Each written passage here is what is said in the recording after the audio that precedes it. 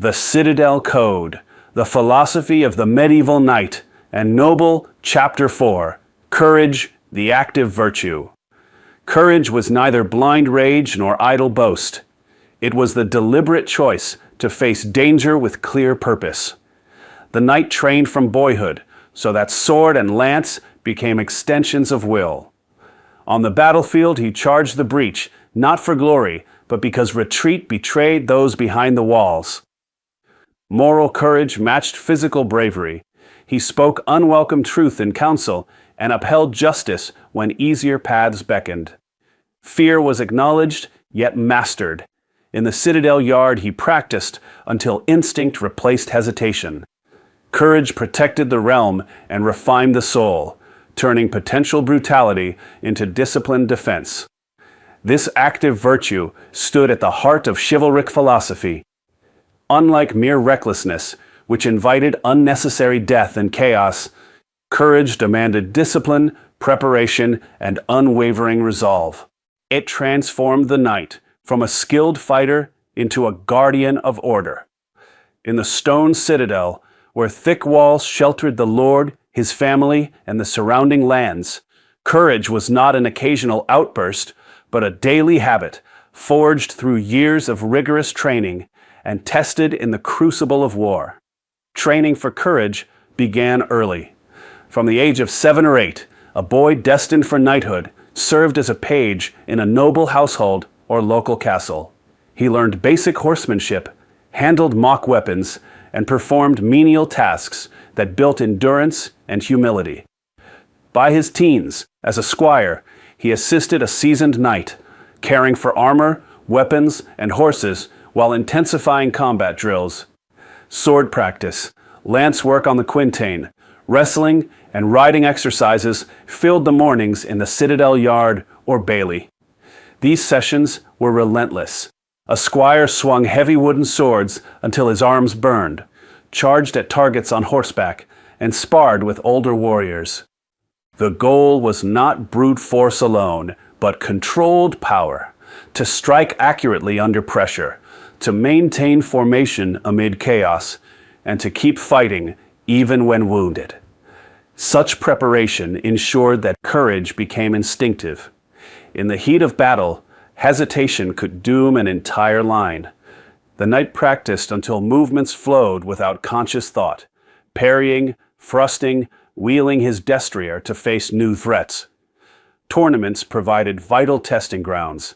These mock battles, popular from the 12th century onward, allowed knights to hone skills safely while demonstrating prowess before lords and ladies. Yet even tournaments carried risk.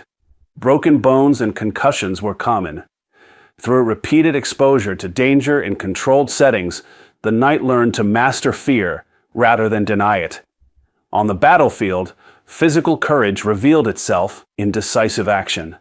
When enemies breached the outer defenses or assaulted the citadel walls, the knight did not shrink back. He charged the gap, because retreat would abandon the weak sheltered inside: women, children, peasants, and the lord's household. Historical examples abound of this spirit. William Marshall, often hailed as the greatest knight of the age, repeatedly demonstrated calculated bravery. In one early exploit, he protected Queen Eleanor of Aquitaine during an ambush, fighting fiercely despite his horse being killed and suffering serious wounds. Later, defending King Henry II against his own son Richard, the future Lionheart, Marshall charged directly at Richard but deliberately struck only the prince's horse, sparing the man while fulfilling his duty. Even in old age, Marshall broke into a castle single-handedly to capture a key enemy leader. His courage was never reckless. It served loyalty and protection. The Song of Roland, the great 11th century chanson de geste, immortalized ideal battlefield courage through the figure of Roland, Charlemagne's nephew. Ambushed at Roncevaux Pass with a small rear guard, Roland and his companion Oliver faced overwhelming Saracen forces. Oliver urged sounding the horn to summon aid, but Roland refused at first, viewing it as cowardice that would dishonor his lord. He fought on with superhuman valor, felling countless foes with his sword Durandal, until the situation grew hopeless. Only then did he blow the horn, bursting his temples with the effort, summoning Charlemagne too late to save the rear guard, but ensuring vengeance. Roland's courage blended fierce prowess with ultimate loyalty, even as Oliver provided the wiser counterbalance, urging prudence alongside bravery. The epic taught that true courage accepted death rather than betray one's oath. Moral courage often proved harder than physical valor. In the Citadel's great hall, during councils with the lord and other nobles, the knight might need to voice unwelcome truths. Advising against a rash campaign, questioning a harsh tax on peasants, or defending a weaker vassal's rights required standing firm when powerful voices opposed him. Upholding justice in judgment, punishing a favored retainer, or showing mercy to a repentant foe demanded similar inner strength. Easier paths always beckoned: flattery, silence, or personal gain. Moral courage rejected them, recognizing that compromising virtue eroded the very order the knight was sworn to defend. Fear was never absent. Medieval battles were horrific. Arrows darkening the sky, the crash of lances, the screams of wounded men and horses, the stench of blood and smoke. A knight might feel terror clawing at his gut as he lowered his visor and spurred forward. Yet courage meant acknowledging that fear and mastering it through faith, training, and duty. Piety reinforced this mastery. Before battle, the knight attended Mass in the Citadel chapel, offering his sword at the altar and praying for strength. He saw himself as Miles Christi, a soldier of Christ, whose courage served divine justice against chaos and unbelief.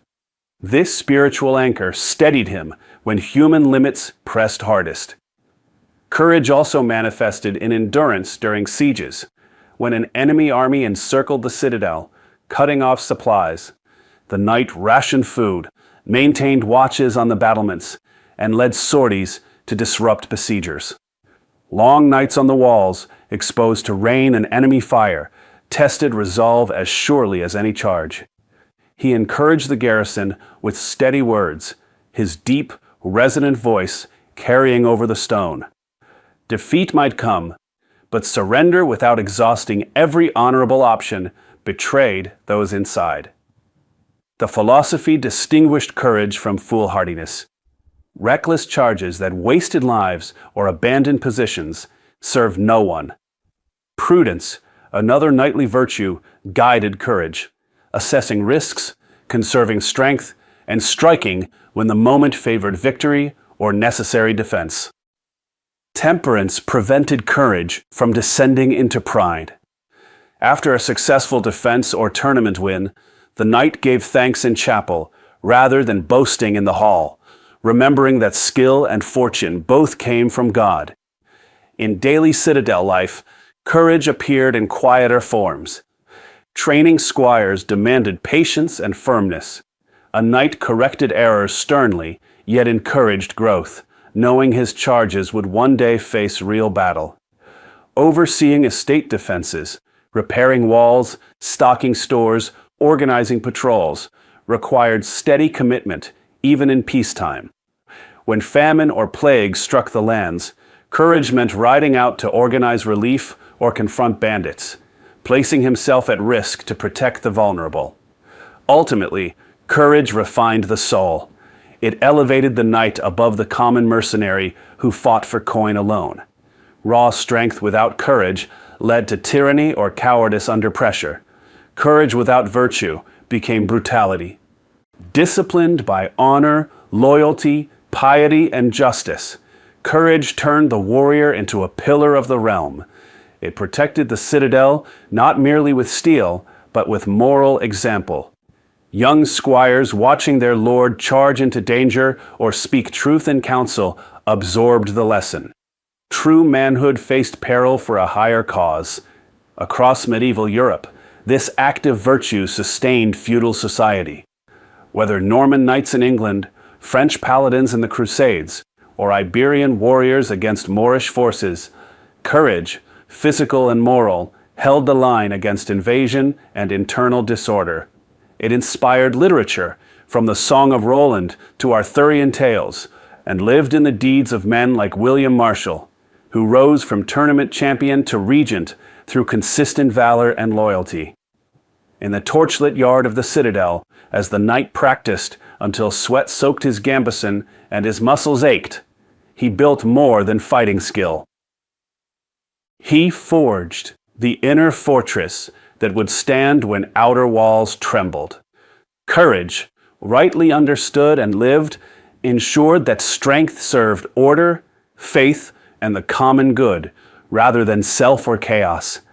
It was the active virtue that made the medieval knight and noble worthy of his spurs and the trust placed in him by God and Lord.